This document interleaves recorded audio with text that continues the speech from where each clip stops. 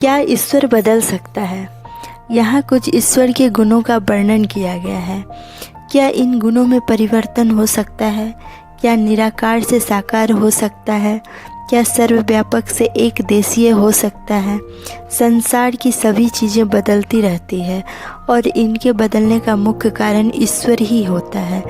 कहीं कहीं ईश्वर के नियमों के अनुकूल मनुष्य भी चीज़ों को बदलता है, जैसे लकड़ी से मेज बनाता है, परंतु ईश्वर बदलने वाली चीज़ नहीं है। यदि ईश्वर भी बदला करे तो ईश्वर में निर्बलता आ जाए। बदलने वाली सभी चीज़ निर्मल होती है। अगर ईश्वर के गुण बदला करे तो वह ईश्वर ना रहे और संसार का कार्य कैसे चले। यदि ईश्वर निराकार से साकार हो जाए तो उसमें स्थूलता आ जाए। स्थूलता आते ही उनकी सर्वव्यापकता नष्ट हो जाए, क्योंकि यह सूक्ष्म वस्तुओं में व्यापक न रह सके। व्यापक न रहने से ज्ञान भी नष्ट हो जाए। इसलिए ईश्वर कभी नहीं बदलता। भला मैं पूछता हूँ कि ईश्वर के स्वयं बदलने का कारण ईश्वर स्वयं है या अन्य कोई?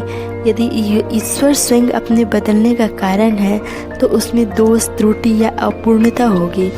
पूर्ण चीज़ कभी ना बदलेगी। जो पूर्ण है वह तो पूर्ण ही है, उसमें तब्दीली ही क्या हो सकती?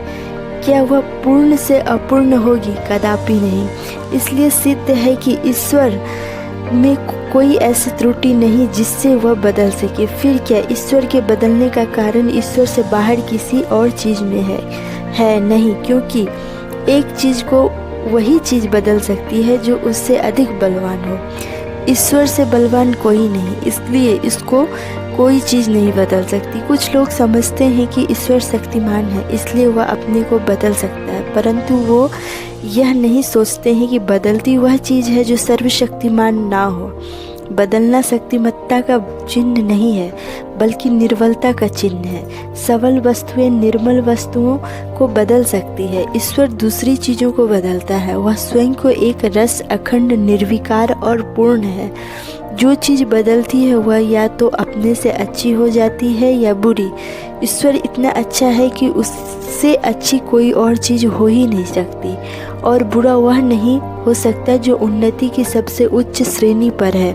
वह और क्या उन्नति करेगा? खाली बर्तन भर सकता है, भरा बर्तन और क्या भरे।